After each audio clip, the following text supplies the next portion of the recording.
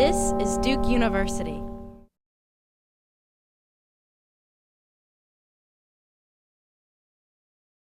My name is Christine Ryan and I'm an Ph.D. student at Duke Law, and this year I am privileged to be a Council for European Studies scholar, and my research is mostly on international human rights law, specifically reproductive rights.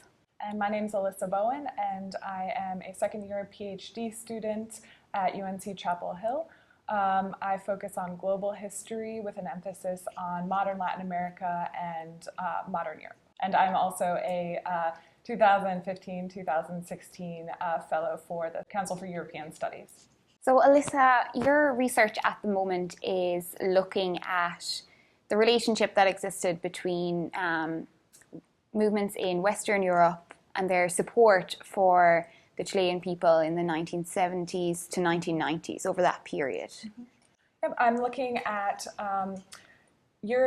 three European cases and also doing a comparative and transnational study of West Germany, Spain, and the UK, starting in 1973 with the Chilean military coup and going until 1998 with Pinochet's arrest in London.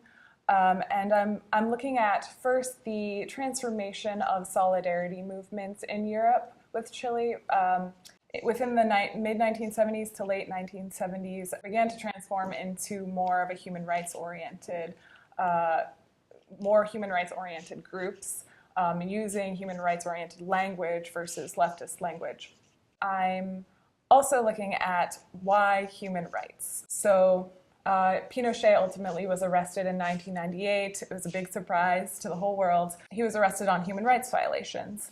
And so I'm asking, how and why did Pinochet come to justice in this way? So why human rights and human rights law instead of, for example, a more leftist vision of justice?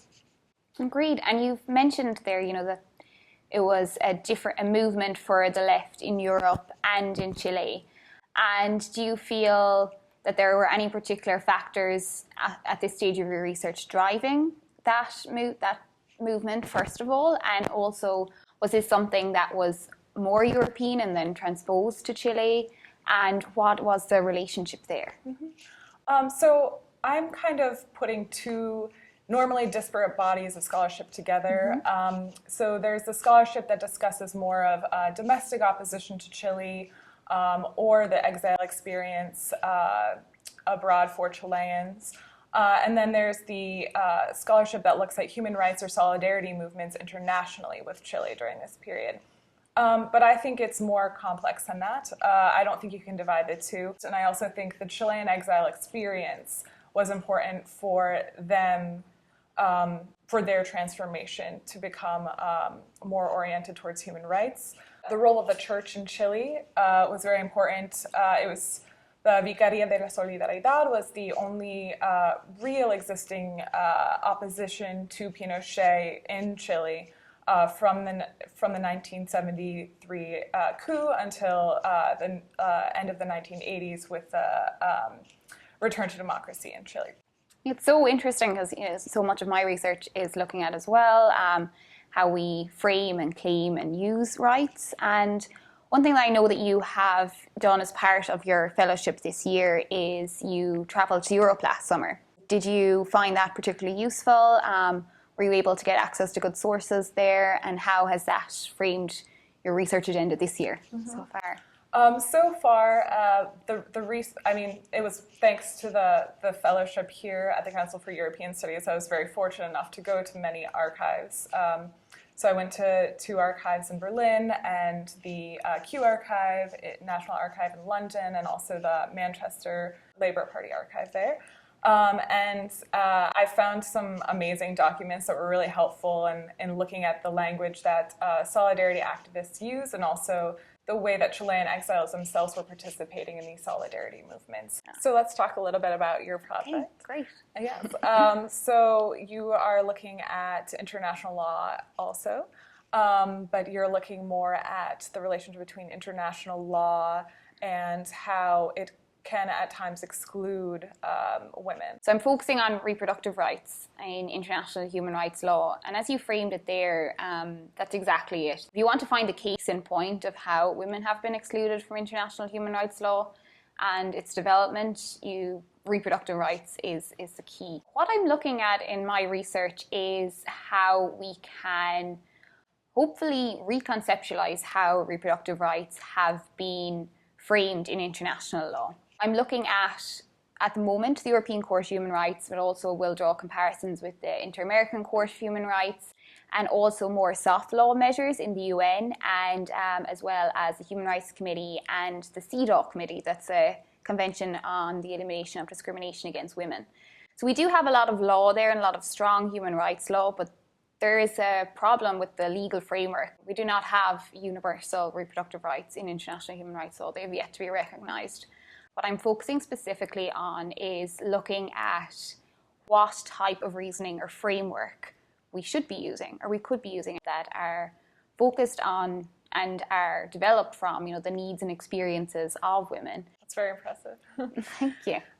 So what kind of research will you need to do to implement such an ambitious project? I know there's a lot to do.